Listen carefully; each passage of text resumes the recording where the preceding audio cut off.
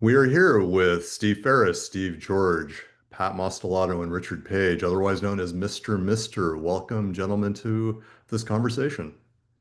Hello, Anil. Hello, thank you. Now, you're all holed up at Pat Mastelotto's studio over in Austin. Tell me about the occasion for this gathering. Well, it's my birthday. My birthday was last week, and we celebrated Richard Page's 70th birthday about 2 years ago, 3 years ago, out in Malibu, where he lives. And I thought at the time it would be great to do this again to get to see the guys. We hadn't seen each other for 30 or 40 years that time. So this was only a 2 year gap. And I've been building the studio, so it seemed like a great thing to have the guys here. So that's the occasion. We did it yesterday. And what did you guys get up to over there in the last couple of days in terms of recording and jamming? Well, we realized they were not quite as fast as we used to be. Certainly as stubborn, but we got to play the old songs, which is great. And honestly, kind of crazy that we could still play them as good. I think the band always just had this chemistry since the first time we got together. And back in those days, it was in 1983.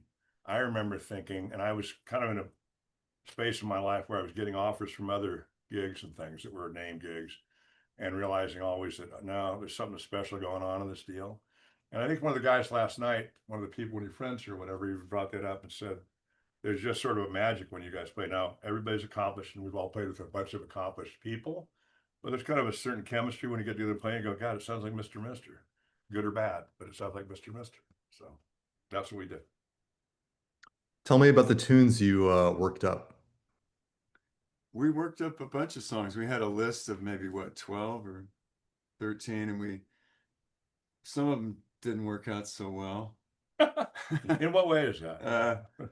Well, it's just, and others just sort of happen. So, it's getting the cobwebs out is hard. And having not rehearsed together, it's always just, who knows what's going to happen. But there were some moments, definitely some moments. And we kind of all looked at each other and went, yeah, that sounds pretty good. So without going over the exact list of songs, it's songs that true fans will all know. And I like how you put the word true in there. Yeah. True fans. Well, I mean, casual fans might not know, but I thought it sounded pretty good overall, just for, not having played together for a long time. And how would you describe sort of the purpose of doing this and the potential outcome of it? Well, the purpose was for Pat's 70th birthday. And, we're just, we're doing songs and hoping that we can get something out of it. But, it's hard to say. I think the purpose is to get together and have fun with Yeah. the band, because we don't do it that much, obviously. Rich asked me the other day before this happened, how much do you play guitar? I said, once every couple of months at least. And that's true. In my life, I don't play very much, and I'm always amazed we can pick it up. Well, I'm always amazed I can pick it up and still play.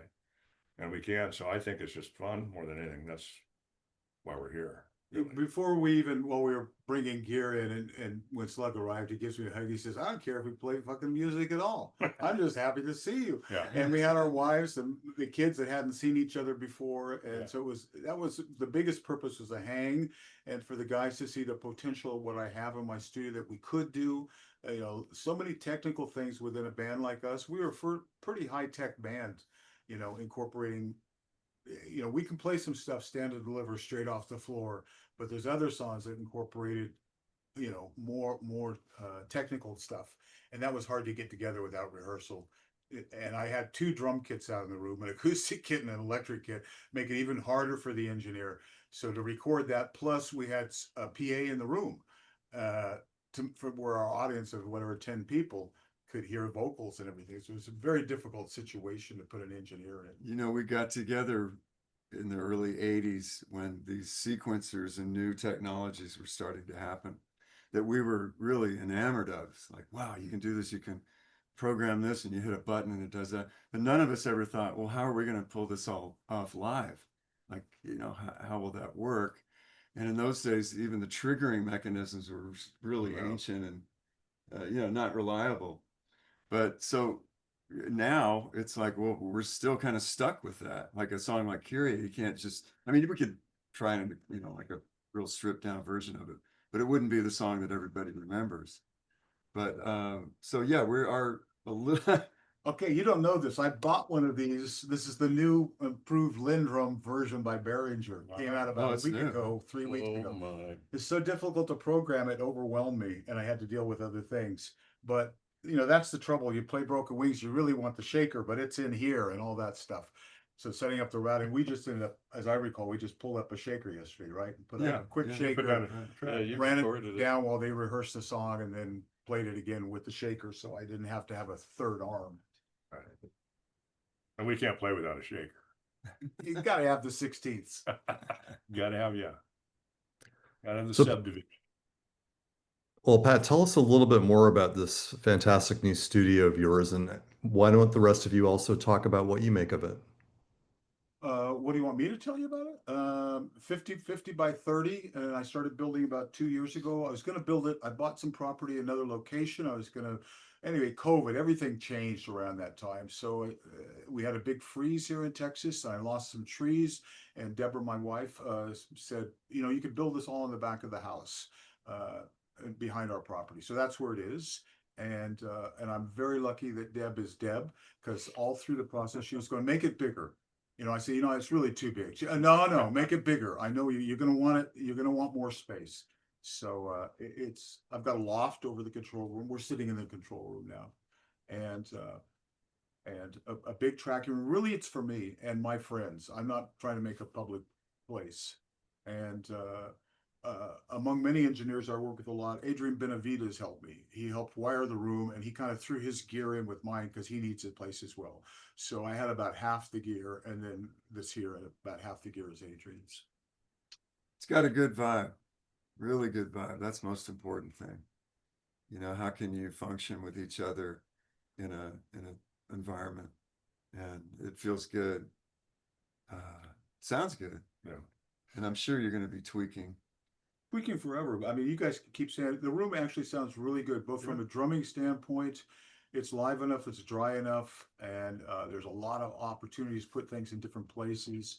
But I didn't make a good vocal booth situation with sight lines, so that paid, you know, that hurt me yesterday. That there's a lot of drum bleed if I played acoustic drums, because we were just in the room together. So It reminds me of the studio they did Get Back in, or was that Get Back, Yeah. the Beatles? yeah. That- Because I put a catwalk around the studio. So besides the loft over the control room, you can go out around the room on basically a catwalk on around two of the sides. And I use that. I was trying to explain to the guy when I was building, and he said, "Oh, you want a trophy wall?" He says, "I do this all the time. Guy wants his motorcycles up there, you know, or whatever it is." Yeah, perfect. In my case, it's drums. It's like Yes, and it's good trophy, good trophies. I'm just happy to be in somebody's home studio. All my home studio stuff got destroyed in the Nashville flood in 2010. It was in a storage place called Soundcheck, which you guys probably all know. Yeah, we know it. And I remember the flood was happening, and my bookkeeper in down there called and said, "Everything okay?" I said, "No, man, in my house, I had a condo. It's on the 5th floor." Then somebody sent me a picture of a sea-doo going around the building where all my gear was. And that was all my shit was five days underwater. So I since then have not had a studio or anything to record, which is interesting because people say, "I'll send you a track." I go, "Great, I won't have anything to play it on, but it'll be great. I'll hold it up." So this is lovely to come to somebody's place that has a facility. Yeah, when I walked in, I was really impressed, you know.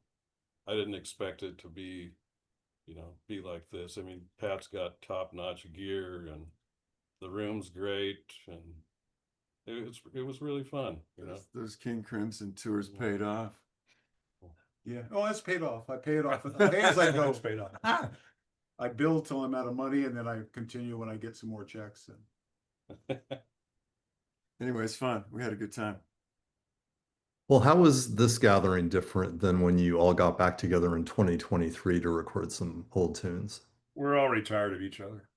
So no, I don't know how it's different. It isn't quite as much of a surprise. That last time was the first time we played. It was 35 years. Yeah, right. I mean, last time I played with the guy, they did things after me. Last time I played with you guys was 88, I think, 88 or Wow. 89. Yeah. Yeah. And then 2 years ago, we got together, and I mean, we'd seen each other, whatever, but that was the first time. It was a long time. So it was really fun to just walk in the room and look at each other for a minute. And now it's a continuation, I guess. I didn't notice any less happiness when we emerged to each other, maybe even more happiness. And that's great. That's all it's worth. That's what needs to be worth. We had a short moment in time in the rock history of the world, and it was very quick, very brief, but it was very impactful for us to have #1 hits and #1 album, and you know, the kind of recognition that we got. And then it just kind of ended as quickly as it began, which is okay. I mean, I remember sort of being, you know, a little miffed by that. Thought, wow, how come we couldn't keep it going? But these are not things for us to really contemplate or know that things happen like that.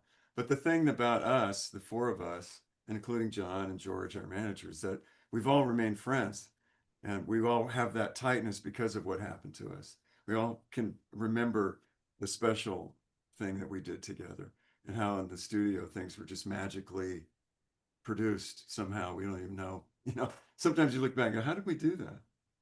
But so it's always just kind of like, hey, let's just take up where we left off. And there's never been a lot of serious animosity or anything, you know, just things happen the way they did. And here we are, happy to be doing this together. We were fortunate enough to be, I'm sorry. I was saying we were Go fortunate ahead. enough to be one of the few that gets to the pot of gold at the end of the rainbow, so to speak. And I was saying it the other day, I said, you know, I hate the word luck. There's no luck, man. Everything's fortunate because you work your ass off and you get what you get. But we somehow got what we got. And to me, that has remained present in my life ever since. I'm sure for everybody else. But I mean, this many years later, it doesn't matter what part of life I'm in, which is most often quite different than music for me. And he's the guy from MrMister. I mean, it's still like this life thing that you have forever. So we're very blessed in that way, I think. Well, you've done so many things since MrMister, all of you. Let's explore the chemistry that you feel is unique to this band, given all of these subsequent experiences. When you came back to it the last few days and back in 23, what do you notice about the four of you as a collective that maybe you don't experience elsewhere? Well, I noticed that we were a tight little funky band, actually. Like it seemed like we could have or should have maybe connected with somebody like a Nile Rodgers or something to focus more on that side of The rhythmic side. the rhythmic side of the band, more a little more slave to the rhythm kind of overview of what we were, not necessarily a straight up pop band. But I think the thing that's totally nobody can touch it is Rich and Slug singing together. It's fucking amazing what happened. And they don't, you know, they just showed up and it's like, dude, it's unbelievable the way their two voices sound together. And you know, I've always described this band as a band and it started from the beginning. They walk in the room and everybody comes up with their own parts and stuff. And there's never had to be a lot of, hey, play this or play that, look at each other. And that's what I always thought was magic from the very beginning. I thought, man, everybody's coming up with something and really bringing something to the party every time. All four, and it might be different, and we have different influences and different tastes. And I think that's always been the basis of the chemistry for me. And I you know, because we've all been in a million other things. There's a lot of conversation about this or that or somebody's on, and it's like you kind of show up and everybody takes their role, and it's always good. I think that's a great Yeah. pause. Go ahead. Well, of course, the band is known for its amazing songs, and but the fact is, you know, you're all high caliber musicians, and you have a lot of experience in the instrumental realm. And Richard, you mentioned previously in interviews that the band would play weather report tunes during sound checks. Tell me how you guys intersect as instrumentalists, independent of the lyrics. Well, I wouldn't put myself in that category. There's so many great bass players that or so, you He's, know, he's, blown too, away. he's too modest. Ah. Anyway. But this guy here really can play. You know, Steve can play like Bill Evans, and you know, he really gets Miles Davis and understands jazz. And we always loved Weather Report as we were coming through our early career, you know, with Pages, and you know, trying to inject some of that into our music. But the cool thing is that Steve has this very sophisticated understanding of harmony and voicings and things that I don't really think of. I kind of just think in terms of simple melodies. So I think that blend is kind of what you're hearing on most of our songs. And then of course we got John Lang, who's always got some kind of lyric angle that makes sense and that's compelling. And then these guys, I mean, just kind of knowing what to do. So that I don't know if that answers your question, but yeah, we loved playing Weather Report. We'd play Mr. Gone. What was that other song? Oh, River. What's that? That's actually where the name kind of comes from, because Yeah. in rehearsal we're trying to think of another name to move on from Pages, and we're listening to Mr. Gone and starts, you know, spoofing on that thing, Mr. This, Mr. That. And Well, the record company was calling us and saying, "You guys, your record's almost done. You don't have a name. You got to have a name for your band." And we all sat in a room like this and we're like, "Okay, what's it going to be?" And we thought, well, let's make it Mr. Something. And I think it was Pat who said, "What about MrMister?" And we all, okay, great. Doesn't piss me off. Doesn't piss me off. Doesn't piss me off. You know, it's like Got to have a name. that's about how into it we doesn't were. piss me off. Yeah, That's the name of the I band. yeah, That it doesn't doesn't piss me mean- off. I can live with that. I can live with that. I can live with that. We often Well, wish we Richard, had a better story about the name, but that's the story. well, Richard, I know you're being modest because I once hung out with Joe Zawinul and he called you an absolutely killer musician. Oh, well, That's great. that's awesome. It's true. Bit of a compliment. Yeah. You know, I admired him so much that I called him one day because So did I. a friend of mine, Carl Williams, who since his passed, he was famous for his role in Jesus Christ Superstar. He played Judas, a fantastic R&B singer, just one of the best. And he had done a song with Joe on the Domino Theory called "Can It Be Done? Can it be done? Is there one?" This melody thing just like knocked me out, and I just loved it so much. And I got Joe's number and I called him and I introduced myself and he said, "Yeah, who is it?" You know, and I said, "Oh, I'm, you know, in this band, MrMister." He goes, "Yeah, what do you want?" You know, it was really off-putting. And I said, "Well, yeah, I know Carl, and if you ever need a vocalist, and I'm here." And he goes, "Okay." And he hung up. Calls me back the next day and he goes, "Hey, my kid says you're pretty good. Why don't you come over?" So I live not too far from him. And I said, "When?" He goes, "How about now?" So I went over and we just hit it off. You know, he was just one of those guys that, I mean, he's so musical. To me, he's like the reincarnation of Mozart. He just has everything in the matrix figured out. I mean, he was playing this melody. He had a basket of cassettes back in those days. And he's like, "Oh, let's see what this one sounds like." And he put it in. "Nah, I don't like that one." And he grabbed another one and had this melody. I go, "I like that one." He goes, "Oh, let's work on that one."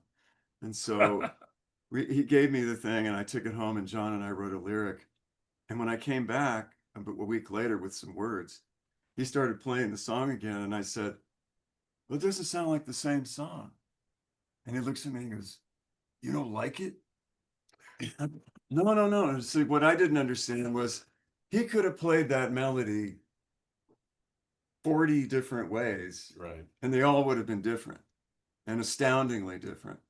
But that's just the kind of the guy he was. So that's why we were just, you know, like he's just one of the greats of all time. I want to add that I got to play on a little bit. I went over to his house. I said, "When do you want to start?" It's like 6 or 7 in the morning. I'm timidly knocking on his door not to wake him up. And he greets me with snuff. Yes. Snuff. Yeah, Yeah. snuff and a demi cup of espresso. But it's like, well, I guess so. Let's go. That's what we're doing. Yeah. So that to connect the weather report thing, that's why we do sound checks and play them. I mean, I guess we could have. They're like the put 'em Beatles. that. They're one of the best bands ever in our generation. Yeah, I remember one time we were years ago with Pages. We were at CBS and they were just coming out with Heavy Weather, and they were doing a presser there, and we were there. Do you remember that? Mhm. And I remember Joe. Somebody had asked Joe a question, and he said, "We're making the best fucking music of all time." And I was like, anybody else that would say that, you go, what an asshole. But Okay. As it turns out, he was right. he was right. For us, he For was the right. time, you know, Yeah. it was amazing. All right. Well, as you guys re-explore this music, what are your thoughts on why, decades later, these songs continue to endure for listeners and your fan base? They're good The songs. good songs. That becomes the answer. You know what? What's interesting to me actually with the advent of, I guess, downloading songs and having a zillion avenues to listen to whatever you want to, if you're just exploring through the internet or whatever, that over the past couple of decades or so, friends that have kids, they're always saying, yeah, my kid's he's into Yes. Well, where did you hear Yes? He found it on the internet or something, or he's into Led Zeppelin or something older, what am I getting at? Something that was great in the day. And you can often think, hey, it's great in the day because it was really pushed on everybody. You push stuff on people enough, they get it, whether it's pop music or whatever. And that's kind of an honest evaluation of the music. I always think he just likes it because it's good. I mean, almost is the more proving analysis of whether thing's good. And so I'm happy if people still like our stuff because maybe it's a real value that it isn't really just presented and pushed. Does that make sense? I mean, it's just like, wow, it's an honest, I love it or not. Well, that's the great thing about music is that nobody's right and nobody's wrong about it. Everybody has their own perception of what they like. That's what makes it so cool. There's, I'm sure, tons of people that listen to our music. Well, that's not for me. And because there's all kinds of music that I say, that's not for me. So you just put it out there and it either sticks or it doesn't. And so far, we've been fortunate enough to where our songs have managed to cross decades and still remain somewhat popular. We've only had to say to each other, that's not for me, only a few times in the band. So for our own stuff. So that's who knows, man? We're glad when people like it. Well, the music industry today, I don't need to tell you, is virtually unrecognizable compared to the one MrMister came up in. I'm curious, do you think the band could have flourished within today's construct? Good question. I'm going to think we could. I'm going to think if it's quality, it's quality. And it's not like we wouldn't have figured out the avenues to get the music out now. I mean, we're doing it. I think it would. So if it's good, it's good. I'm going to go on that. That's what I'm going to believe. I don't know that music is so different. I'm not very involved in it all, but I have a lot of friends that are, I have a lot of guys in Nashville and everything, even telling me the changes in the last 10 years around they're going about things going. And I'm very glad we were in the era we were for a zillion reasons. I think that's an unknowable question, actually. Who knows? But I think we would have flourished. Are there any benefits to this new streaming universe in terms of MrMister's music being heard for generations to come? I don't know where I saw it. My son turned me on to it, something on YouTube where these people sit and listen to a song that they've never heard before. I can't. Reaction videos. Yeah, reaction videos. And I watched one, Kyrie, and I was surprised, when the groove came in, they were like, yeah, No, I like this is happening. This is some young kids, right? Yeah. Who got it. Somehow they got what they got. Yeah. So, I forget what the question is, but I thought about us doing a reaction video here to watching reaction videos of us, our own material. There just isn't enough time to They get should it. just show us all going, yeah, I like how he's mopping his head. I've seen those though with our music. I was very Sometimes. happy There's that several my granddaughter came for the Hey Soul Sister, MrMister song, and she realized that's my grandpa's band. First question always, do you guys get paid for that? Oh yeah, somebody asked me that. No. Do you have any thoughts about that? I think it's cool that Yeah. they I tip the hat. tip Yeah, the it's hat. great that they mentioned But this. it also rhymed with Soul Sister. So what else would you do? Like, hey, Soul Sister, ain't that motley crew? I mean, it Yeah, wouldn't work. yeah. You I'm gonna always go with the fact they must really like us. know? Who knows?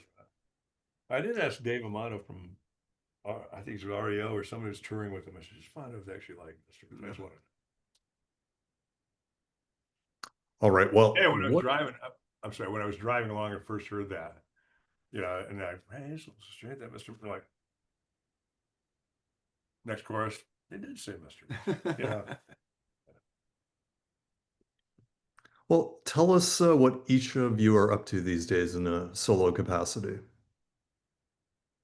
What are we each up to? Is that what he asked? Well, Pat's the busiest of all of us by far. We all have other things going on that are kind of non-musical, endeavors. But you Well, got, Snapshot. Crimson's not active, so Crimson's not happening. We're not in the studio. All those press releases about it. We're in the studio. We're not in the studio.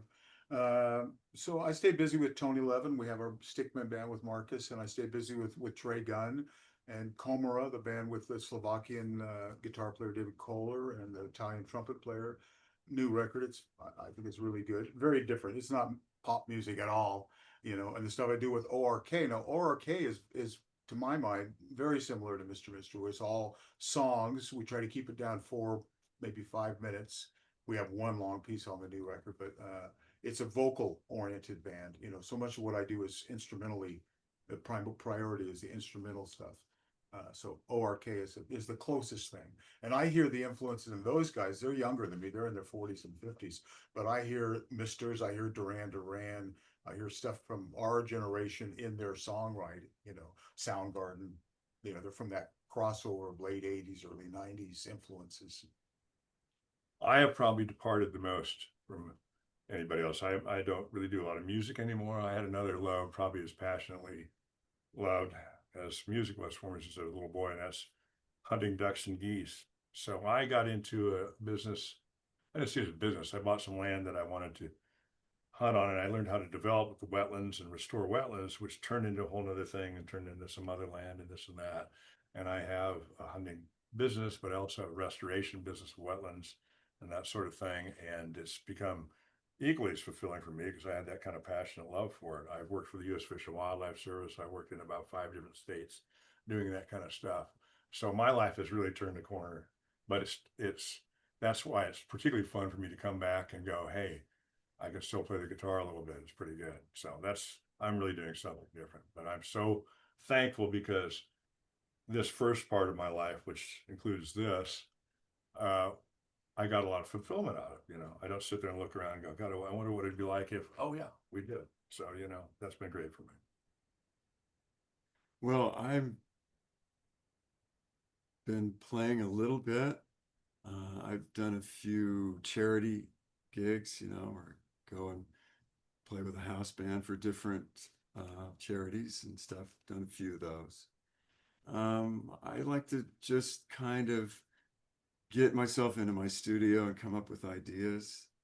And getting older, I'm really trying to focus as hard as it is on not grasping so much at this life and trying to understand how to focus myself on old age and the ultimate Departure. end of old age, and how am I going to deal with that? To me, that's an interesting endeavor.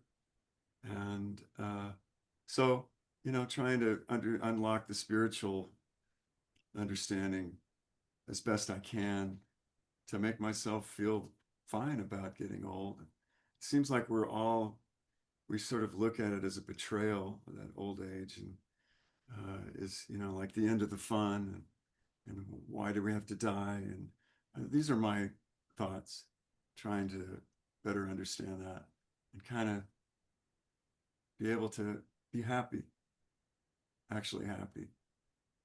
Absolutely. Well, I've been after MrMister, I played with Kenny Loggins for 6 years, and then Jewel for another 4 or 5. But I've been living a very simple life in Arizona for the last couple of decades, and I'm still writing and playing in a local band, and I'm playing more saxophone, which is a lot of fun. And that's about it, you know. I'm just glad we're all still here, that we can get together and do this, you know, because it's just really a lot of fun, you know. And I'm just glad that we're still able to do it, you know. As I throw out a massive cough in the back. All right, well, let's move on to some fan questions. And before we go to some specific ones, let's have you all address the most asked question. And you know what this question is. And that is, what are your thoughts about future MrMister gigs, tours, and albums?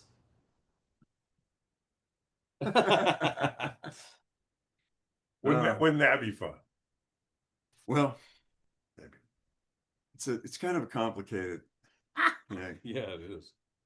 You know, our amount of success was limited basically to one album, 2 hit songs.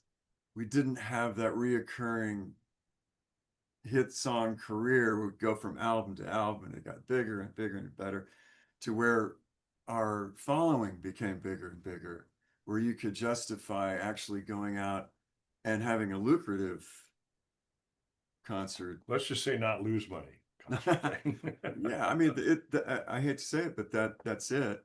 You know, it wasn't feasible. It just didn't make sense, dollars and cents wise, to do it. And you know, frankly, I have a hard time singing night after night after night at that same level. It's sort of like an athlete who, you know, you're a quarterback and you're 38 and you're 39. You go, well, how much longer can I do this? The voice doesn't respond like it did when I was 33. And so, and the songs are really high, and they require a lot of vocal gymnastics. So that's part of the problem for me.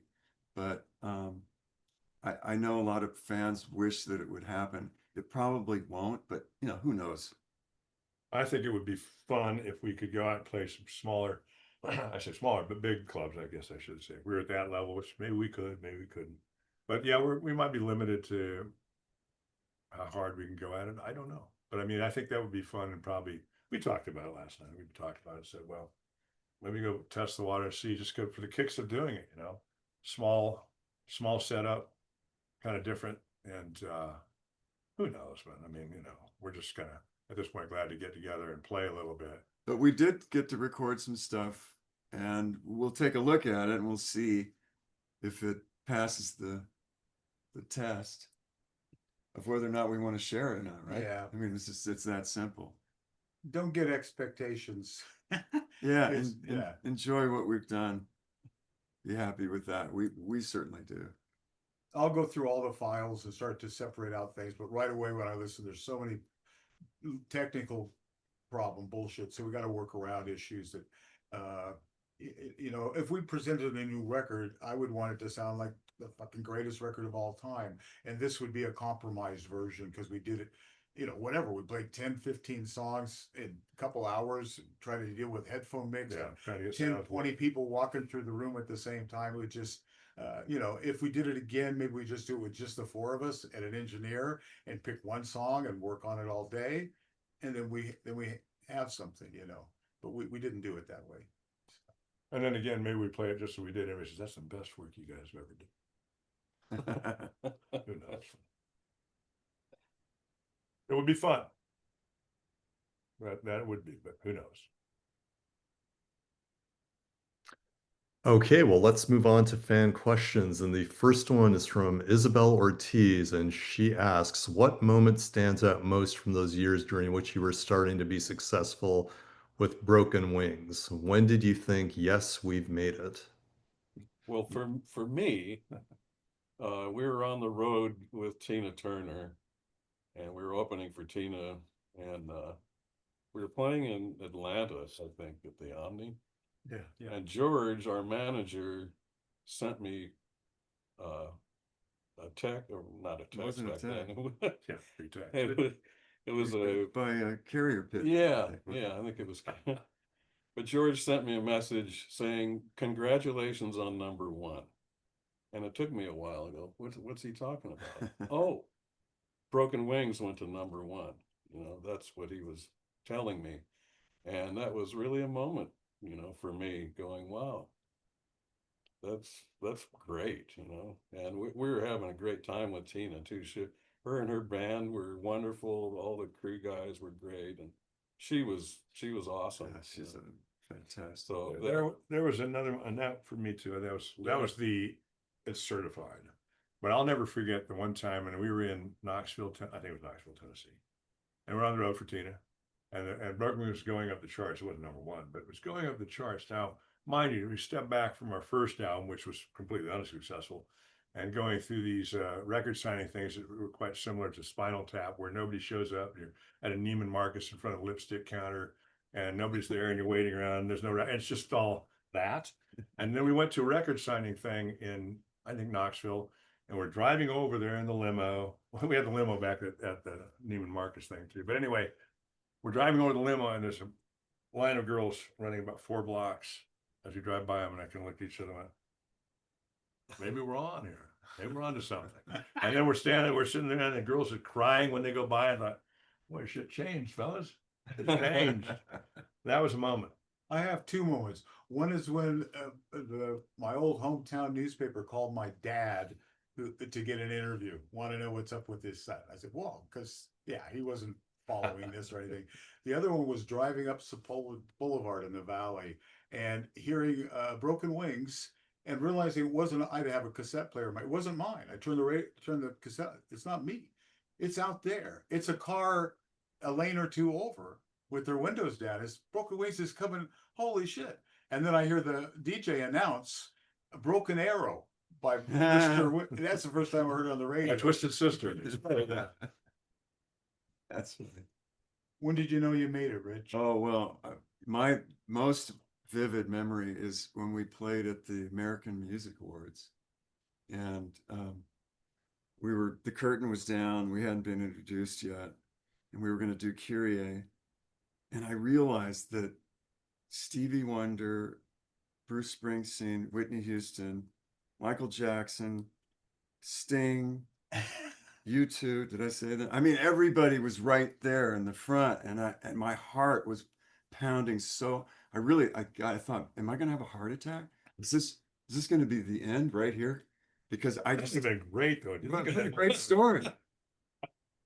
But the curtain opened, and I guess I just said to myself, I won't look down there. I'll just look out there, because I don't want to know what's going on down there. I'm just going to sing out there. And so we start the song, and it's going pretty good, and things are going. It feels like the audience is reacting. It's going well. Okay, well, maybe I'll just take a peek down. And I looked down, and Stevie Wonder was going, Kyrie eleison. Was he singing? And all the words. I was like, yeah, he's clapping. and then it was like, okay, we're good. Was he really, man? Yeah. Where was I? I was probably just keeping my eyes closed. That's great. Those are Fantastic. moments. Our next question is from Todd Nemphos, and it is, did any of the producers MrMister work with did any of the producers MrMister work with alter your original musical vision in a positive or negative way? Yeah. Paul DeVilliers did. I remember him working us Played over. Paul in a very positive way, Yeah. and perhaps previous to that with Peter I McKinnon. can't remember his name, but that took us on some sad detours. But I remember with Paul DeVilliers, which did Welcome to the Real World with us, he was such a musical guy. He is such a musical guy and such a creative guy, almost to ad nauseum at times.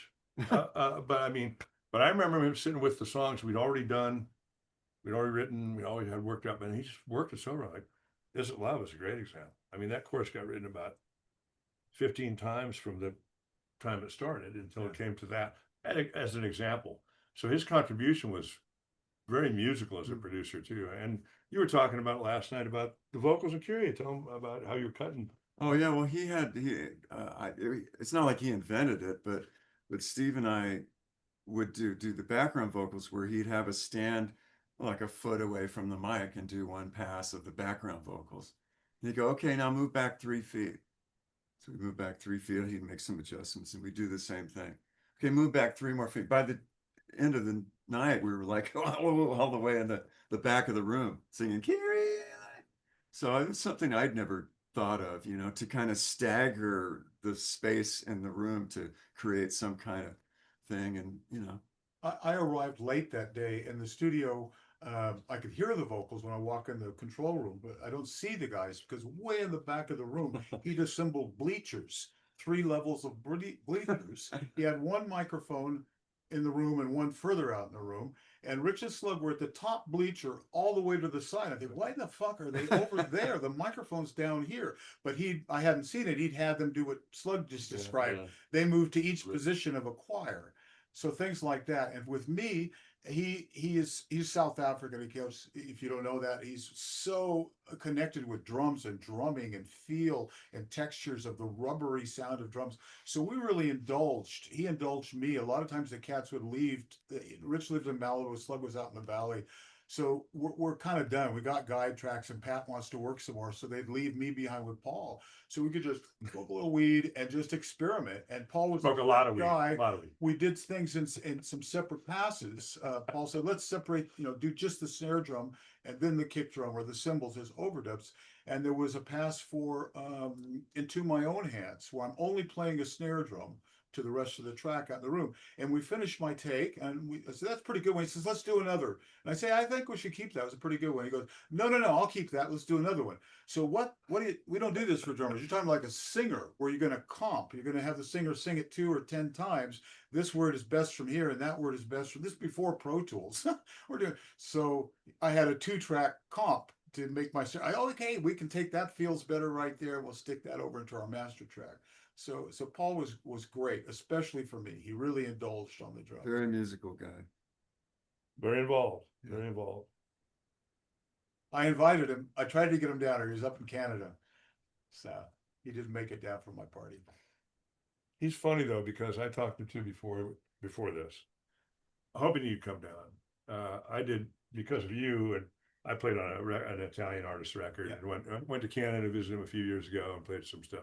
Stayed in touch with him, and he said, no, this needs to be your own thing. He had this sort of where it starts and ends for him, I can't commit on that right now. I don't want to be part of it. So we'll just come down for fun, but I don't think he could be here just for fun. I think he'd have to probably say something about this or that, Paul is very much about depth. He mixed live a lot. So most of studio engineers think about the side to side, the stereo. They think about depth too, but Paul's almost like mono, like he's in a live environment. And sometimes you're listening you're trying to make a record, you go, Paul, that sounds like a great live show, but we got to put more sparkle and spread things out, But he does achieve this thing where there was a depth in his recordings. He's just really, he grew up with Trevor Rabin. They were very talented guys. Yeah, the first time we went to see a Yes concert, Irvine Meadows. and Paul was mixing front of house, and it sounded amazing. And we go backstage, and it sounded tiny. We were listening side stage to Yes, and wow, he made it sound so fantastic. Well, let's see if we can, Yeah, we said, have you Yeah. ever made a record or thought Yeah. about producing a record? And he said, no, not really. And would you like to? He was like, oh, okay, Yeah. I'll give it a try. George is here, and George is who brought Paul to us because Yeah. George had our manager, George, who's just off camera, had a Canadian artist, Mark Jordan, and he'd arranged for Paul DeVilliers to produce his record maybe. And in the length of time while Paul was gone with Yes and things kept getting drug out, did he lose his record deal? He lost his record deal. So George knew Paul, this brilliant guy. I don't know who turned you on to Paul. Paul. Oh, Atkinson? No, Mark Jordan. Oh, okay. So it came through Mark Jordan. Yeah. But the other thing about him at Irvine Meadows, where he first saw him, was the musicality of his moves. Meaning, he would hit something on when guys do it. You know what I mean? It was all he was playing the song, and he does that. He plays the song, knows when everything's happening, and he makes that move right then and there in time. Like he really knows the songs is one thing, and when we sound check, he doesn't stay at the desk. We play arenas with him. He runs. unbelievable, up to every corner of the rafters of a venue, yelling back down to his wife or girlfriend then notes to make a change that he can hear and move again. So just so many unorthodox things about the way he approaches making music, you know. But he's not a perfectionist. And he's not a guy, you see a lot of mixers doing this. Paul's doing this. He's like they this is almost inconceivable, but if you have the power amps to the main PA in an arena, the power amps are down there. It reached a point where Paul got the confidence of the Clare Brothers crew. They start to realize this guy is fucking spot on. He's really sharp. They allowed him to shut the power amps on and off. So we could end the song doing one of these arena endings, and Paul is under the desk shutting all the power. So they're going as the amps have to come back on. The cones of the speakers are freaking out. It's a climactic event, you know. We can hear. I didn't know things. that. You know that? No. We can hear the shit from the stage. I'd hear my drum fill. I hear my drum. Whoa, my drum fill just went across the house. You know. That's awesome. I apparently missed out on a lot of shit between Stevie Wonder and this. I don't know. But you know, we should also mention Kevin Killen, who Yeah. worked with us on the album Go On, who was just a really wonderfully talented and great human being who, you know, added a lot to that album sonically. And you know, he had a lot of great song ideas too, and arrangement ideas. Yeah, we're lucky to work with both of them. Yeah. Both super talents. Yeah, Kevin did Peter Gabriel. He did So and Yeah. Right. Engineered. With Daniel Lanois. yeah. Well, you mentioned Go On. Our next question is from Chuck Cochran, and he wants to know, Go On didn't enjoy the same level of success as Welcome to the Real World. What would you do differently, if anything, if you could rewind the clock and record it again? Probably Paul nothing. Gavillier. Well, I don't think For so. me, yeah. Do you, I gotta ask a question. Does they say where these questions come from, where the person is from, or just a fan?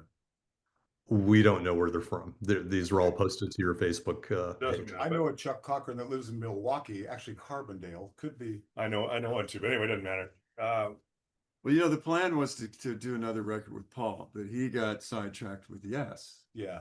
And so his schedule didn't work out with ours. And our record company was saying, you guys need a follow-up record. You got to get in there and do it.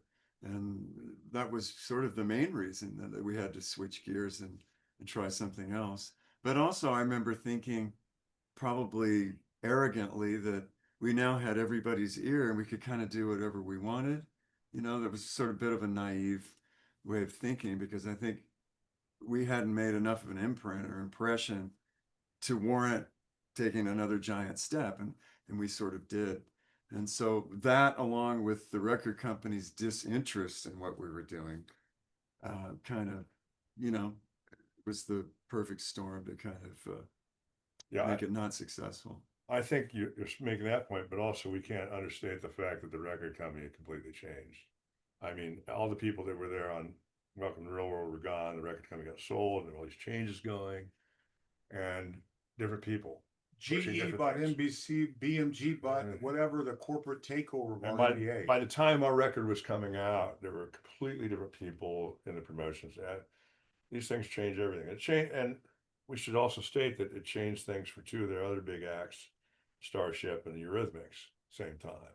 So there's multiple things. Yeah, lots of things happen to cause that. Almost sounds like the record business. But Okay, we're not next making up. excuses, no excuses. Yeah. Right. The next question is from Frank Bassett.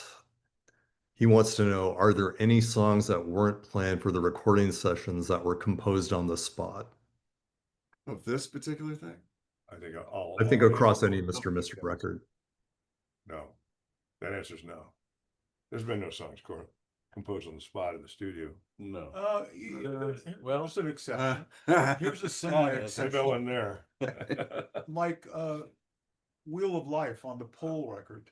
That was largely composed in the studio. A couple of those tracks, started, yeah. I forget who we had. Three of us tracking as we eventually found because that's a non-click track song. So that's why I know we were still looking for a composition. We're Right. still working on it. Well, on the first 3 records, yeah. Yeah. Yes. Does that answer the question? Sure. Well, the next question is Paul. Sure. The next question is from Great Paul answer. Gibbon. Sure, it does, yeah. Go ahead, brother. Okay. Next question from Paul Gibbon. Are there any plans to celebrate the 40th anniversary of Welcome to the Real World? This is it. Yeah. This is it. Yeah. We did our Christmas greetings last night. Was that before the tequila? I don't- Can't remember, but we'll save that till December for our fans. It's all a celebration. All the time. Kind of is, actually.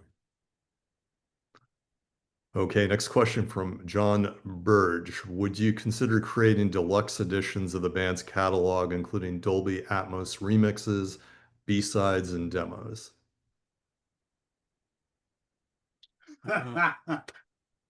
Actually talked to Elliot Shiner not too long ago because he's doing 5.1 or they call it something else now again. These new mixes, surround mixes or whatever. And he was saying, yeah, I'll do it, but I don't know. It's a thought. You got to find the masters again. A lot of stuff that's not that easy to do, and you got to go through. Are we Sony? Who owns? Yeah, it's Sony now. So it's difficult. Yeah. Sony makes it difficult. So maybe Of course, not. we'd love it if they want to do a remixy thing and make it all modern and spiffy.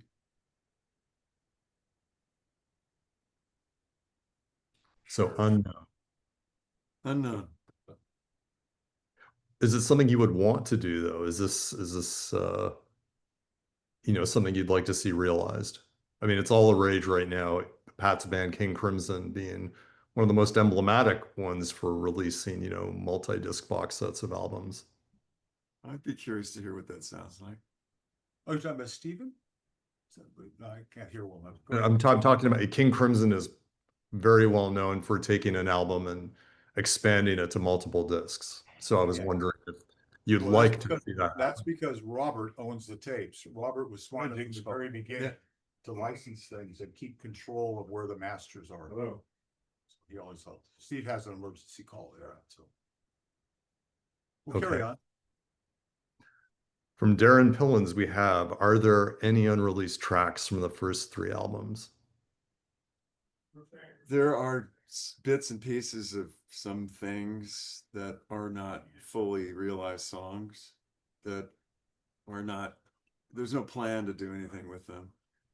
And you probably know more than me about there's some titles and just, Yeah, there are old demos. I can go through cassettes and stuff. Anyway, it's nothing we have time to pursue.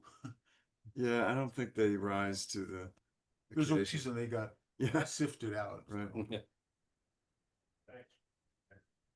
Next question is from Carl Pearson. Are there any plans to reissue Pull on vinyl? No, Why not? I mean, I don't have a plan. Do you have Maybe. a plan to release this on vinyl, Steve? It's funny, I was just out in the other room talking about that with somebody on the phone. I don't think I have any plans doing that, so it turns out.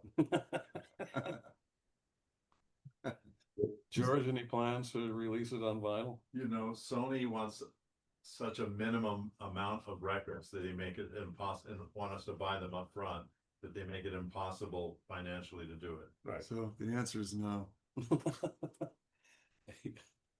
And does that hold true for any other vinyl reissues of the band's catalog? There's no plans right Yeah, now. I mean, for that. Sony owns all of that. We're but- hoping for a regime change Yeah. that will want to cooperate. All right, next one is from Michael Haddad. Can you speak about the time MrMister was rehearsing and Miles Davis was in the next door playing through Broken Wings? Well, Can I Rich just and I say- remember this a Go little bit ahead. differently, Yeah. but Go ahead. I remember, we're rehearsing at, what was it, SAR? Leeds. Leeds in Burbank? Yeah. Yeah. What it was. And we heard Broken Wings, and I knew the keyboard player, Doug, who was playing with Miles at the time. But we heard Broken Wings, so Rich and I walked out. We thought it was somebody just messing with us. Yeah, you got to start. I I'm went just to the bathroom. you heard it happening like a top 40 band learning broken wings. Yes. Yeah. That was the point I was I remembering. We came said, back hey, into the somebody's learning broken studio. wings. Right. Yeah. And I remember when they came back in and I said, came back oh, in. okay. And I said, guys, you The got to door come don't- out here. Come down to the other studio next door to us by the bathrooms. The door had opened. The door wasn't open yet. The door was closed, and we all were standing outside the door listening. Ah. Because I come back and told you somebody's rehearsing like a cover band. I think they're doing Broken Wings. So we're all listening like this, and behind us is when Miles came.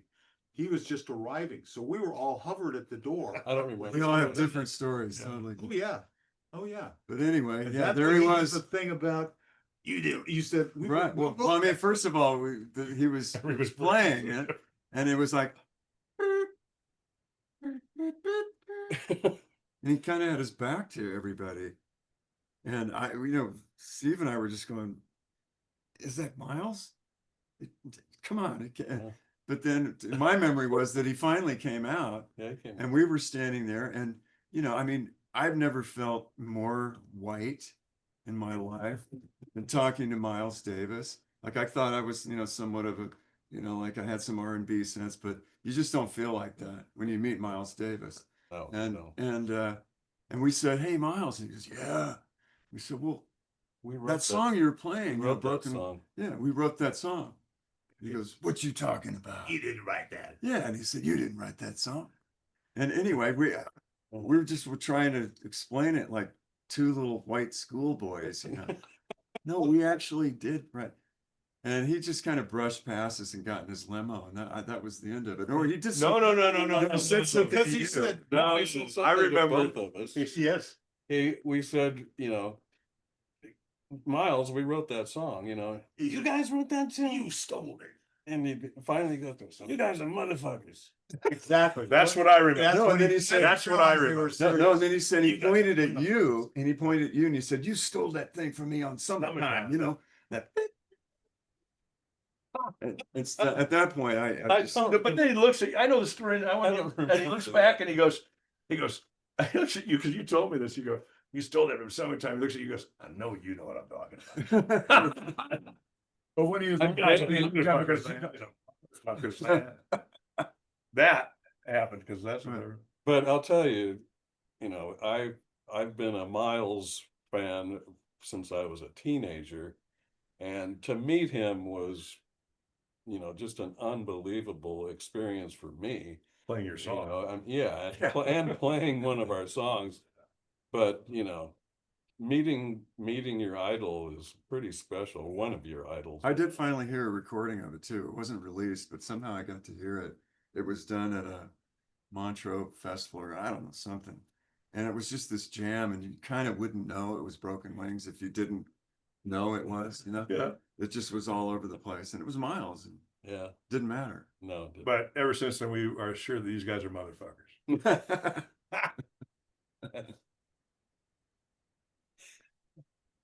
Well, that brings us to the very last question, and that is from Gary Nolson. And the question is, can each of you recall your most embarrassing moment with a band that makes you wince to think about? Well, it wasn't with this band, but Does it have to be with the I can band? think of one. We're opening for Tina, and our gear has just been put on stage. So there's like 20,000 people, right? But I need to make some adjustments with my stands or whatever it is. So I walk around my kit in the few seconds we have before we're going to start playing, and I can't get the cymbal stand to move. So I start to try and pull it up, and it lifts, and it cracks me in the head. And I go, fuck, I there's remember 20,000 that. people just saw me do that. Then I realized I come back to my kit, and I got blood on my white shirt going, oh, fuck. And this is, I hit myself quite often too, that's always embarrassing. That's just like a wake up call, like, oh shit, knock my glasses off. I didn't wear glasses in those days. But I do remember one of the last gigs we did with me and the band it was in Phoenix, I'm pretty sure. And it was kind of an offbeat thing. It was out in a parking lot. it was, yeah. You remember the gig? It was We're in a a benefit for a cop that was shot. benefit It for was a cop, and last it was gig in a- sort of on a trailer as the stage. I do remember walking out playing a solo and backing up and going right over my wedge ass backwards like this and falling right on my back. So I did like a cartoon, just put my hands on the ground like this. I mean, that's you gotta own the moment. Yeah, I don't know. For me, I think some of the stuff, the shtick in the Kyrie video was a little over the top and wince-worthy. It's sometimes when I look love at it though. I still love Yeah, it. you know, but it was kind of, I don't know. If I had to do it all over again, I think I probably wouldn't have been so glib and so. I think people like it. I've Yeah, heard a lot. that's up to everybody else, but you asked me, and that's mine. I don't know. I can't remember really any embarrassing moments in this band. Oh, come on. You're a liar. I can't. I was playing with Kenny Loggins and I forgot what I was doing one time on stage. That was pretty embarrassing because it was a solo before I'm All Right. They used to the guys used to Completely blank. yeah, I blanked out. You guys used to call it the Swamp Boogie. I would do this intro into I'm All Right. And we were playing at Paul Masson Winery or something up in Northern California. And I just blanked. I just stopped playing. And I go, what now? What am I going to do? So I kind of got back into it. But that was very embarrassing. I've never had that happen on stage before. But then I listened to the tape afterwards. Terry, the front of house guy, played me the tape, and it wasn't as bad as I thought it was. Your They sort of memory- never are. Yeah, I mean, it felt like hours, that I was just sitting there, not playing anything. But Did you have you were just in underwear too? Yeah. Here's another one. There's in those days where the technology was at was I was using a Lindrum, which I was able to have because they had it because they didn't have a drummer when I met him. So when they auditioned me, they gave me the Lindrum. So that was part of our routine. And Slug would sequence whatever he had to do on a QX1, probably in those days. the But we Yamaha, had to synchronize each other. So on stage, we're 20 feet, whatever, 30 feet from each other. He has to have the right data loaded, and me too, when we start. He starts some, I start some. But they got the fucking fog machines. You can't see any. Is he ready? I don't even. And so we had some night where it was disaster. We started 2 different songs, and we have to just figure it out. Soon after that, the crew was great. They made these 2 little boxes for Slug and I, with just a guitar cable. We go red or green. yeah. Yeah. I still have them somewhere. I found them moving stuff into the studio, but that was embarrassing. Yeah, there was one time where the sequence stuff cut out. I think it was Right. the Daytona Beach, Oh, maybe yeah. one song. That was kind of embarrassing because, I mean, you kind of need some of that the extra keyboards and stuff on some of the songs. But other than that, I don't really remember. Nice being with y'all. Hey, Anil, I got to go pick up. he's my got to wife take and off. daughter. You should tell your audience the first time you saw the band. But Well, you Mr. have- Mister you gotta was go. the very first concert I ever went to in London, Ontario, Canada, as a very, very young teenager. So you guys are where this all started for me. We were your first concert. You were, and it was like the Beatles came. It was, I believe, at the University of Western Ontario, and Wow. your limo pulled up. People were chasing you Yeah. uh, into the venue and out of the venue, and it was the true rock star scene. It was the perfect way for me to start We this. had that was We had Canada, a that few area. maybe We a had it. moment. The difference, Montreal was like the this. difference between us and the Beatles was they had to keep running. We stopped and let them get us. We started sending out invitations. Nothing came back. No, I'm teasing. All right, before you That's run, awesome. any closing thoughts for your fans? Just happy the fans are still with us, and Thank you know, you. very, you, very fans. lucky and fortunate to have Yeah. such wonderful, Yeah. loyal fans, and we Yeah. love you all. We wouldn't be who we are without our fans. So thank you all. Thank you.